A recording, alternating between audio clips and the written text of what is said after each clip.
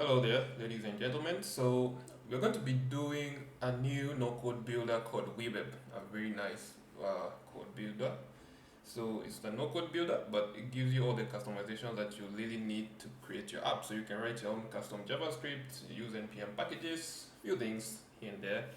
But I know it's an update since I've been using Rust systems and Flutterflow. So there's a reason why I'm switching to Flutterflow. We had to kind of move from Flutterflow to weweb because Flutterflow is not that really well suited for web apps. So you could do some basic web apps, but if you're really aiming for that production ready application with SEO optimization, a few features here and there, Flutterflow is not really suited for that. It's not really a Flutter flow issue, it's more of a Flutter issue. So Flutter is not really that well equipped for web as of this time. So maybe when you're watching this video in the near future, it will be okay. But as of this time, we had to move to weweb. And yeah, so I'll be making some few videos here and there on weweb based on what I've actually found that they don't have videos on YouTube for, and maybe based on formulas and maybe functions I'll be using. So for this video, I'll be showing you how you can do this, where you select specific things like these records. So this is a REST API. I'm using a REST API. I'm not really using Xana or anything. So I'm using a REST API for this. So these are Node.js backend. So what you're going to be doing here is we want to go ahead and kind of delete this. So if I go here and I say delete invoice, it's supposed to delete these two records, but you notice I have to reload this for it to show that the records were deleted. So now you can see here. So what you're going to do is we're going to look at how when we delete them we refresh the page, and you're also going to know how you select them and delete them. So let's go ahead and get into that. Great. So first things we're going to do is we are going to go to here. So what I'm going to do is I'm going to just remove my workflow so that it don't confuse you. So I'm going to start from scratch with this. So delete action. Actually, let me just delete the whole workflow. Great. So what I have some workflows here. So I have a workflow called global delete workflows, and I have this delete records. So in my workflow, I'm actually calling an API endpoint from here. And I also have some parameters. So as you can see, this is an API endpoint. I also have some parameters that are needed by that endpoint for this function to be executed. So this is my format. So your format will be different. So my format expects a table name. So my endpoint expects a table name. It also expects a primary key. It also accepts the primary key value. So this is supposed to be an array of numbers. So this is an array of IDs. So these values are supposed to be passed so that you could delete them from the database. So have the logic for that. So I'm assuming you also be having a logic like that where you have to accept IDs. Great. Now this workflow, what I'm doing with it is I'm passing some parameters to it. So wherever I call it, I'll be able to pass these parameters to it. And as you can see here, I have these parameters already built here. So these are my parameters. Great. Now let's go ahead and do our logic. So first things first, when you click on this data grid, we need to do something. So something I like doing so that I don't get confused is that I'm going to click on this data grid and I'm going to rename it to, my current page is invoices. I'm going to call it invoice list data, right? Data grid. Let's just call it data grid, right?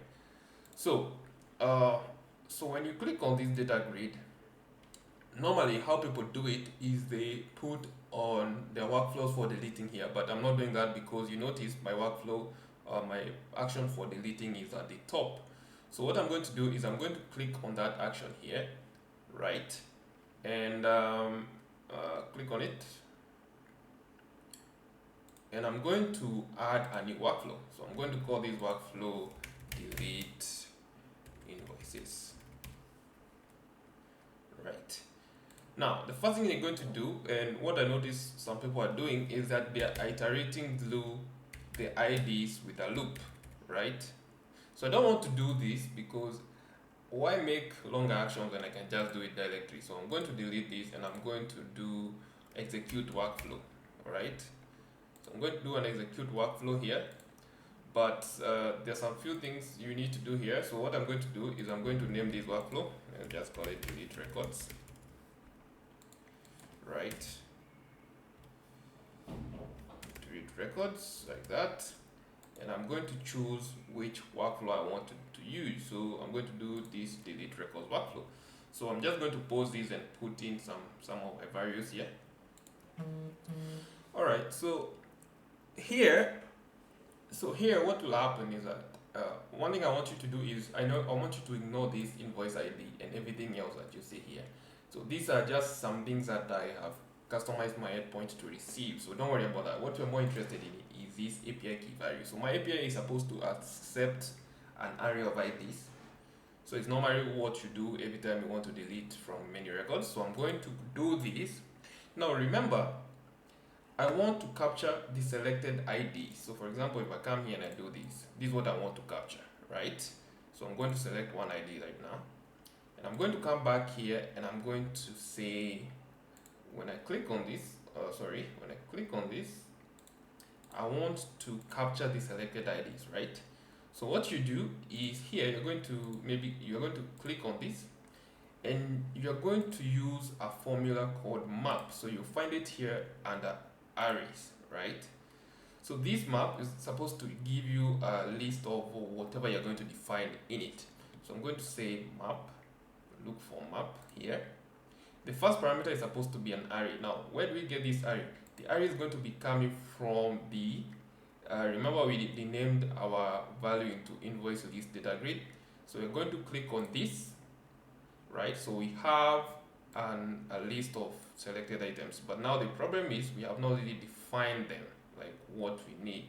So I'm going to come here and I'm going to pass the name of the value we want, which is invoice ID, which is going to be the ID.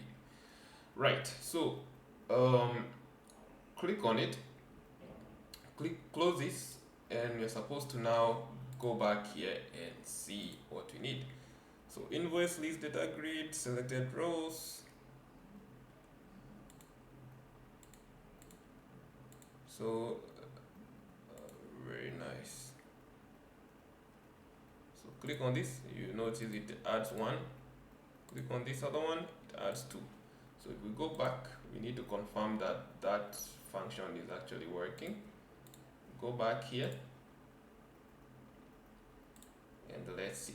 There you go. So you can see we have two selected items. Right, now we want, when we actually delete this record, when it actually happens, we want to now refresh the action. So how do we do it? We're going to put a true or false. So in case something fails here,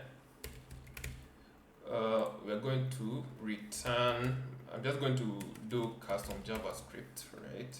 And I'm going to say alert. I'm going to say failed. So I'm just going to say failed, right? And then if it's successful, we're going to say done, and maybe say custom, say alert.